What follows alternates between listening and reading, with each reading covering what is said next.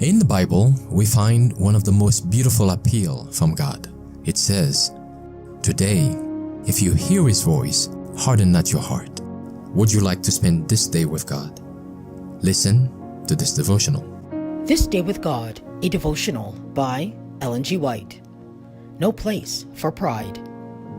Likewise, ye younger, submit yourselves unto the elder.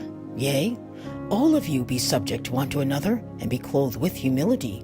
For God resisteth the proud, and giveth grace to the humble. Humble yourselves therefore under the mighty hand of God, that he may exalt you in due time. 1 Peter 5, verse 5 and 6. The Lord has given abundant evidence of the truthfulness of his promises and threatenings. His people may trust his word. Will they then, in the face of light and evidence, follow a course of their own choosing, independent of God's ordained agencies?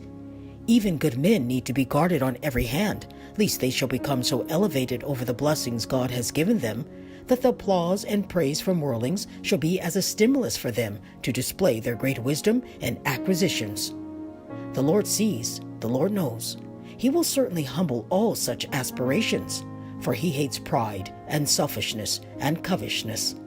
The more prosperous the work may be in itself, the less appropriate is it for men to exalt themselves, as though they were the ones who should be lifted up.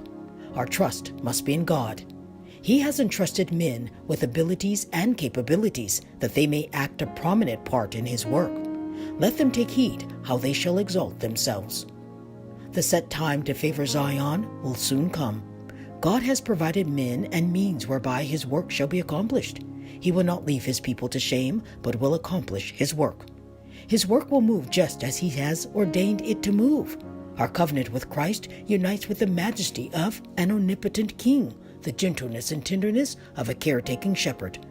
Please read the 42nd chapter of Isaiah. God desires men to understand the claims he has upon them.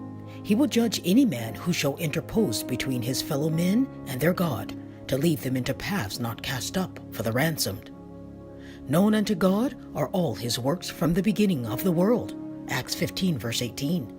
He has ordained that his work shall be presented before the world in distinct, holy, sacred lines. The kingdom of God cometh not with observation, but by the gentleness of the inspiration of his word, by the operation of his Spirit in the soul. His work in many places of the world would now be much farther advanced had not man interposed between the people and God to do a work God has not appointed.